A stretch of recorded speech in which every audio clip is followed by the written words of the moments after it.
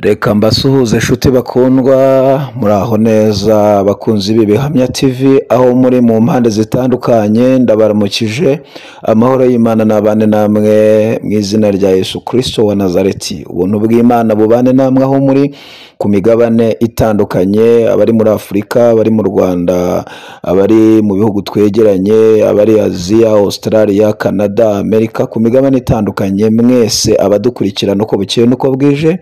Imana y'amahoro nibaha umugisha, Imana y'amahoro nibagure, Imana y'amahoro nibarebe neza, Imana y'amahoro nikomeze kubashyigikira uko bukeye nuko bwije. Turabizi neza yuko aho muri mukomeje kuzirikana iyi minsi turimo yo kwiringira ko Yesu agomba kuva mu gituro ku munsi w'ejo, nibwo tuzaba turi kwizihiza umunsi mukuru w'umuzuko wa Yesu Kristo, ko atahiranywe n'urupfu kubizera ko Yesu yapfuye akazuka. Imana ibaha umugisha kandi Imana ibagirire neza. Iki ni igihe intumwa zari ziri mu cyumba zihebye, ziri ahantu hatandukanye zidafite ibyiringiro. Bamwe bari bafite ubwoba ko abishe Yesu nabo baza kubashaka bakabica, ariko hari icyizere yuko Yesu ijambo yavuze azariherekeza, azarikurikirana kandi azakora icyo yavuganye n'abigishwa. Yaravuze ko ku munsi wa gatatu azazuka akava mu gituro. Uko niko byagenze kubizera, ku basomyi ba Bibiliya murabizi neza ko ku munsi wa gatatu Yesu yavuye mu gituro, yarazutse. Imana ishimwe, Imana ihimbazwe. Mu rugendo, uyu ni umunsi wa kabiri. Ejo hashize kuwa gatanu nibwo yari ari ku musaraba, nibwo yabambwe, nibwo yireherejeho amahanga yose, avuga ijambo rivuga ngo byose birarangiye. Umwenda wari ukingirije ahera utabukamo kabiri kugira ngo buri muntu wese yemererwe kwinjira ahera. Yesu ari ku musaraba, ijambo yavuze aravuga ngo byose birarangiye. Ni ukuvuga ngo umwenda wari ukingirije ahera watabutsemo kabiri kugira ngo nemererwe kwinjira ahera, nawe wemererwe kwinjira ahera. Umwenda wari ukingirije ahera watugabanyaga n'Imana wavuyeho kubwo kujya ku musaraba k'umwami. Umusaraba wa Yesu usobanura iki? Umusaraba wa Yesu waduhuje n'Imana. Hari umusaraba w'abambuzi, hari umusaraba wabambweho abagome, ariko hari n'umusaraba wabambweho Yesu. Umukristo mu ndirimbo yaririmbye aravuga ngo iteka nagendaga ndemerewe n'umutwaro w'ibyaha, ariko umunsi nageze ku musaraba, umunsi narebye ku musaraba, natangiye kugira ibyiringiro, numva umutwaro nari nikoreye ugenda udoho kuva ku bitugu. Ageze ngo hafi y'umusaraba, umutwaro yari yikoreye wavuye ku bitugu ugwa mu mworera. Aravuga ngo ndashima umusaraba wa Yesu, ndashima yamva nziza, ariko aravuga ngo cyane cyane ndashimira umwami Yesu. Satani yadukuye mu Mana anyuze muri Adamu na Eva, ariko Yesu abambwe ku musaraba adusubiza mu Mana. Imana ishimwe, Imana ihimbazwe. Nuzitegereza umusaraba hariho akamenyetso gatambitse ko gukuramo. Nuzitegereza umusaraba hariho akamenyetso kazamuka. Ni ukuvuga ngo kariya gatambika ni ukukuramo. Bivuze ngo Satani yadukuye mu Mana, ariko Yesu aje abambwe ku musaraba, hariya kari akamenyetso iyo ushyizemo kari ako gutambika n'akazamuka biba akamenyetso ko guteranya. Yesu yadushubije mu Mana akoresheje imbaraga z'umusaraba. Satani yadukuye mu Mana anyuze mu giti muri Edeni. Yesu aje kudusubiza mu Mana anyura ku giti ku musaraba. Imana ishimwe, Imana ihimbazwe. Adamu wa mbere yazanye urupfu, Imana itanga amahirwe ya kabiri, itanga Adamu wa kabiri ari we Yesu, atwunga n'Imana, adusubiza mu Mana. Imana ishimwe, Imana ihimbazwe. Iyo tuvuze gupfa no kuzuka bishatse kuvuga iki? Yesu yaje gutanga itangazo, aravuga ngo nubwo Adamu yazanye urupfu, Satani amunyuzemo, njyewe nje gutanga itangazo, nzanye umuzuko. I Betaniya yaravuze ngo umuntu unyizera naho yaba yarapfuye azongera abeho. Ndashaka kuvugana rero n'abantu badukurikiranye, mbabwire ngo Yesu ntiyaheze mu gituro, yarapfuye arazuka, igituro cye na bugingo n'ubu kirarangaye. Imana ihimbazwe, Imana ishyirwe hejuru. Ndashaka kukubwira ko uruvugiro ubona abantu benshi bamamaza ubutumwa bafite nuko Yesu ataheze mu gituro. Yesu ntiyaheze mu gituro, yarapfuye arazuka. Iyo ahera mu gituro nta jambo tuba dufite, nta ruvugiro tuba dufite. Nagira ngo mbifurize umuzuko wa Yesu mu buzima bwanyu. Yesu wizuye akazuka ashobora kuzura n'ibyawe umwanzi yishe, ibyawe umwanzi yangije, Yesu yabizura. Yesu ndashimira umwami w'abamurinda ijambo avuze. Haleluya. Yarapfuye ariko urupfu ntirwamuherana. Imana ishimwe. Ubwo yanesheje natwe tuzanesha, ubwo yatsinze natwe tuzatsinda. Imana ishimwe. Ubwo urupfu rutamuheranye. Amen. Kubizera hariho gupfa ariko hariho n'umuzuko. Nagira ngo mvuge iri jambo rivuga ngo nyuma y'ubu buzima hari ubundi buzima. Niyo mpamvu Yozefu umuyobozi ukomeye hariya muri Isirayeli, yari umuyuda ukomeye ariko ngo yari umwigishwa wa Yesu. Niyo mpamvu Yozefu yatije Yesu igituro. Abahanga bavuga iki? Baravuga ngo uyu mugabo yakundaga Yesu kugera ku rwego amuha igituro cye yari yaracukuye, yari yarateguye, ngo kuko muri disikuru Yesu yavugaga ngo yakurikiranaga akumva Yesu avuga ngo nzapfa ariko ku munsi wa gatatu nzazuka. Aravuga ati uyu mugabo niba yaravuze ko azazuka ku wa gatatu, no kumuha igituro cyanjye nubwo mukunda ntacyo bitwaye, kuko nyuma y'iminsi itatu azakinsubiza. Imana ishimwe, Imana ihimbazwe. Nagira ngo mbabwire ngo Yesu arinda ijambo avuze. Ijambo avuze arariherekeza. Ni umugabo ukurikirana ijambo yavuze akariherekeza akarisohoza. Ndagutangariza wowe unyumva, ijambo mwavuganye n'umwami Yesu Kristo azariherekeza, azarikurikirana, azarisohoresha imbaraga zikomeye.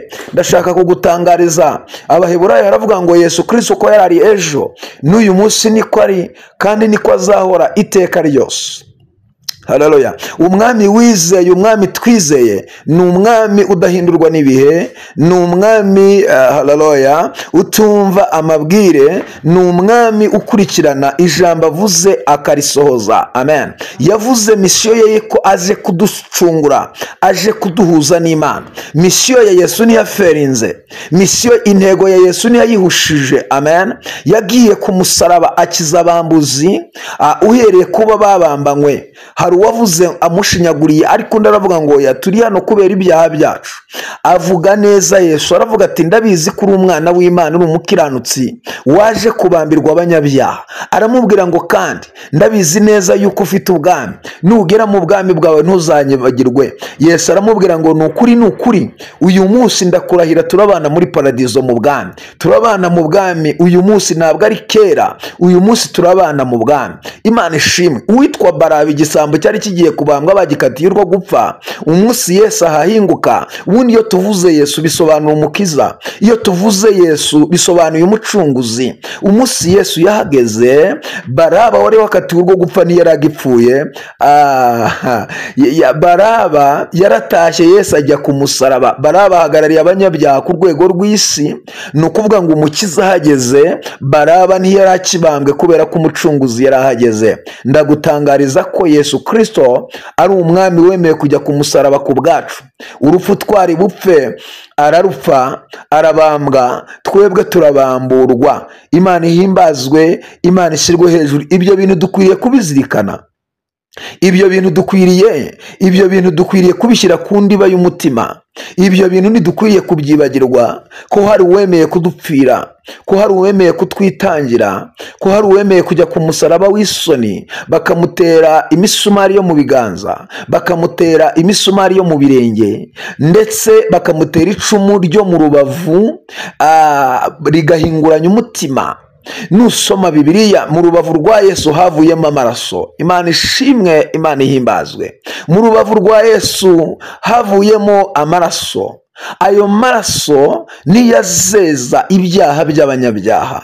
Aya maraso yaguye mu ijisho ry'umusirikare w'Umuroma, ngo yari umugabo ukomeye wari warapfuye ijisho, baravuje ahantu hose byaranze.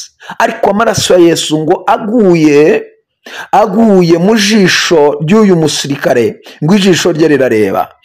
Aratangaza aravuga ngo ni ukuri uyu yari umwana w'Imana. No mu rupfu rwa Yesu hakorekeyemo ibitangaza. Iyo tuvuga imbaraga z'umusaraba, umusaraba wa Yesu waduhuje n'Imana. Iyo tuvuga imbaraga z'umusaraba, ku musaraba niho twacunguriwe.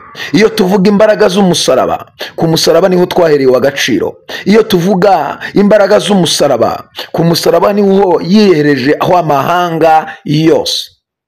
Yesu yireherejeho amahanga yose, abakomeye, aboroheje, abize, abatarize, abazwi n'abatazwi, abashubijwe inyuma n'amateka, bamwe bari baraciriyeho iteka. Ku musaraba niho Yesu yavugiye ijambo rikomeye, aravuga ngo eri eri lama sabakitani, bisobanuye ngo mana yanjye, mana yanjye, niki kikundekesheje? Abari baraho baravuze ngo ahamagaye Eliya, ariko ni yari yahamagaye Eliya, yari ahamagaye se. Yasenze mu rurimi isi itumva, yasenze mu rurimi Satani atumva, yasenze mu rurimi abadayimoni batumva, yasenze mu rurimi isi abantu batari bwumve icyo avuganye na se. We yarabwiye se, aramubwira ngo niki kikundekesheje data? Akimara kuvuga gutyo aravuga ngo byose birarangiye. Ntabwo yari ahamagaye Eliya, oya, yari asenze mu rurimi isi itumva. Mana ishimwe, abizera abakiriye Kristo hari uburyo tuvugana na data. Satani adashobora kumva, abadayimoni badashobora kumva, abarozi badashobora kumva, abanyeshyari badashobora kumva. Yaravuze ngo byose birarangiye. Umwenda wari ukingirije ahera utabukamo kabiri, kugira ngo nawe wemererwe kwegera Imana, nanjye nemererwe kuvuga Imana, nawe wemere kuvuga Imana. Impamvu tuvuga, impamvu tubwiriza, impamvu ubutumwa butambuka, nuko hari uwemeye kujya ku musaraba. Turamamaza iki? Turamamaza intsinzi yabonekeye ku musaraba. Amen. Turamamaza gucungurwa kwa wera, intsinzi y'abera yarabonetse. Hari uwitanze ibizima byanze kujyayo, hari uwitanze abakuru banze kujyayo, hari uwitanze abaserafi banze kujyayo, hari uwitanze ku musaraba abakomeye n'aboroheje banze gucungura umwana w'umuntu. Hari uwabonetse ngo ajye ku musaraba w'isoni, atagaciro, abambanwe n'ibivume, twebwe duhabwa agaciro.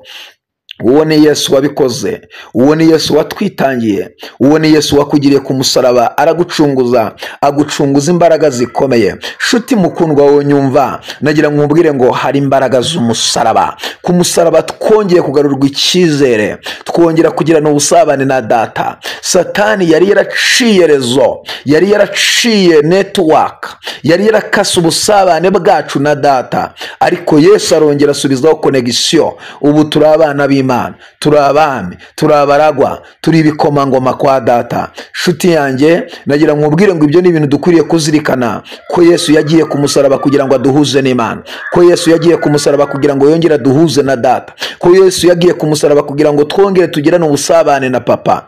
Rero Yesu Kristo, haleluya, intego ye yagezweho, intego yo gucungura umuntu yagezweho, intego yo kongera kuduhuza n'Imana yagezweho. Nagira ngo nkubwire ngo ubwo adapfa nanjye singipfuye. Yesu ntiyaheranywe n'urupfu, yarapfuye arazuka. Nagira ngo nkubwire shuti yanjye, kuri uyu munsi wowe uri kumva ijambo ry'Imana, umenye ngo agaciro ufite kava mu nkovu za Yesu, kava mu mibabaro ya Yesu. Niwumva ukabona abantu baguhaye agaciro, ukabona abantu bakubashye, menya ngo bubashye Yesu ni muri wowe. Umunsi Yesu ajya mu murwa Yerusalemu, ngo bavugije impundu, bararirimba, baravuga ngo Hoziyana, hahirwuje mu izina ry'Uwiteka.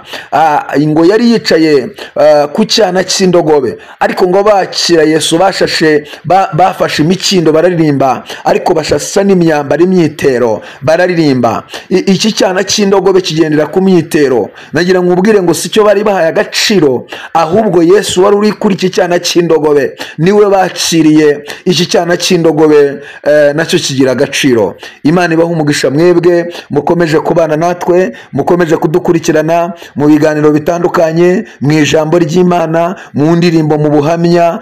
Nagira ngo nkubwire nshuti yanjye, wowe wahisemo kubana natwe, Imana niguha umugisha mu izina rya Yesu. Nagira ngo sabe wowe ugifungura iyi nyigisho, wowe ucyumva ibiganiro, ukwiriye gukora subscribe kugira ngo tujye tubana mu biganiro bitandukanye, mu nyigisho zitandukanye, ukande no kuri like kugira ngo nidukora ikiganiro kijye kikugeraho ku gihe.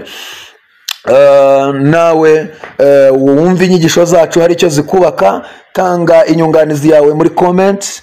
Nyuma niba ari ugushimira, niba ari inyigisho runaka wumva twazanyuzaho ku Bihamya TV, ukwiriye kubyandikamo aho hasi muri comment, hanyuma tukabibona tukabishyira mu bikorwa. Imana niba umugisha, Imana nibagirire neza. Haleluya. Imana nibiyereke Yesu Kristo akubere igisubizo, akubere imbaraga, akubere ibyiringiro, akubere ingabo igukingira. Kuri uyu munsi nagira nkubwire ngo Yesu ari gukora akazi gakomeye. Nibwo yagiye ikuzimu arwana intambara ikomeye. Uyu munsi wa none ubutuvugana ni ku munsi wa kabiri yarariyo. Haleluya. Yarariyo. Nibwo yakinguye ibituro by'abera, nibwo yaziritse Satani, nibwo haleluya, nibwo yarwanye intambara idasanzwe. Kuri uyu munsi ejo tukitegura ko akazamukana n'abera. Imana ibaha umugisha. Turabyifuriza kugira ibihe byiza, nimuheranwe n'umubabaro, nimuheranwe n'agahinda. Haleluya. Yesu ni umwami dufitiye icyizere na bugingo n'ubu. Amen. Uko yarari n'uyu munsi niko ari, kandi niko azahora ibihe byose.